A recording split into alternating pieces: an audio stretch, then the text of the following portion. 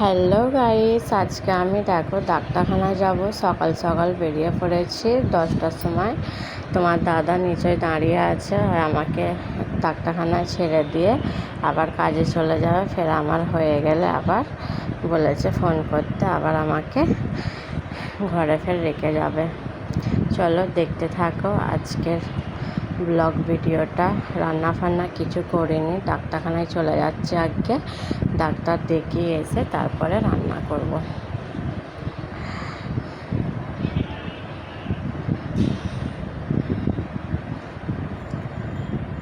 এখান থেকে বেশি দূর নয়, একটুখানি যেতে লাগে। এই গলিটা পার হওয়ায় চলে এসেছি ডাক্তারখানায়। দেখো ঢুকছি, দেখো এখন বেশি ভিড় নেই। এখানে ফারাদ বসে আছে। আমি বলছি যা, তোর পাপা ডাকছে, ওকে নিয়ে চলে যাবে, কেন বাড়িতে রেজওয়ান আছে একলা। আমি একলাই ডাক্তারখানায় রয়েছে। ডাক্তার দেখানো হয়ে গেলে তারপরে আমাকে বলেছে ফোন করতে, তারপরে আমাকে এসে নিয়ে যাবে। এটা দেখো আমার ফাইল। ডাক্তারবাবু এখনও আসেনি, আমরা বসে আছি এখানে। আজকে বেশি ভিড় হয়নি, সকাল সকাল এসেছি বলে ভিড় নেই। এখানটাতে সব নাম ফাম ডাকবে। আমার হয়ে গেছে ডাক্তার দেখানো, আমি বেরিয়ে আসছি। চলো মেডিকেল থেকে ওষুধটা নেবো। ওষুধটা মেডিকেলে চলে এসেছি, ওষুধ নেওয়া হয়ে গেছে আমার। আমি ফারাদের দেখো, আমি বাইরেটায় দাঁড়িয়ে আছি, এই কারণে একটু আমি তোমাদের এখানে ভিডিও করে বাইরেটা দেখালাম। ফারাদের আব্বা এখন আসে না, আমি ফোন করেছি। দেখো আমি এখানটায় দাঁড়িয়ে আছি, ফারাদের আব্বা তোমার দাদা এলে আমি তারপরে চলে যাব। দেখো বাড়ি চলে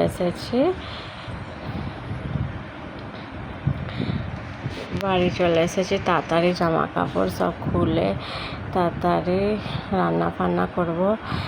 অনেক দেরি হয়ে গেছে, 12:30 বেজে গেছে।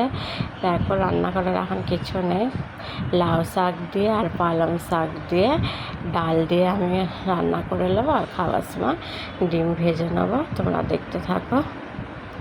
শরীর ভালো নেই, তাও দেখো আমি ভিডিও করছি, কিন্তু তোমরা প্লিজ সাবস্ক্রাইব, লাইক আর কমেন্ট করে পাশে থেকো প্লিজ। দেখো শাক আমার বাঁচা হয়ে গেছে, এখানে আমি জলে ডুবিয়ে রাখছি। আলু ডাঁটাটাও বেছে নিয়েছি। দেখো আমি রান্না চাপিয়ে দিয়েছি। আমি কুকারে তেল দিয়ে দিয়েছি, রসুন কুচি আর এখানে শুকনো লঙ্কা পেঁয়াজ কুচিগুলো দিয়ে দেবো। তোমরা দেখতে থাকবো। দেখো পেঁয়াজটাও আমি কুচিয়ে নিয়েছি, কুকারে দিয়ে দেবো।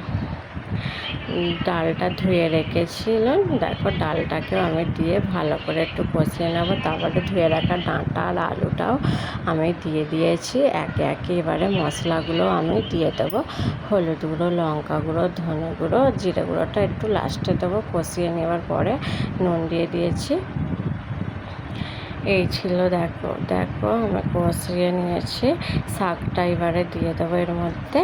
শাকটা দিয়ে একটু ভালো করে কষিয়ে নিয়ে শাকের জলটা ছেড়ে দেবে। তারপরে জিরে গুঁড়োটা আমি এর মধ্যে জিরে গুঁড়োটা দিয়ে দেবো। দেখো তারপরে একটু কষে নিয়ে জল ঢেলে দেবো। জল ঢেলে দিয়েছি, কুকারের মুখটা ঢেকে দিয়ে এবারে আমি দেখো সিটি মেরে নিয়ে এবার ডিম ভেজে নেবো। দেখো বন্ধুরা প্লিজ ভালো লাগলে লাইক কমেন্ট শেয়ার করে পাশে থাকবে, সাবস্ক্রাইব করে দেবে। ডিমও ভাজা হয়ে গেছিলো। এই ছিল আজকের আমার ব্লগ।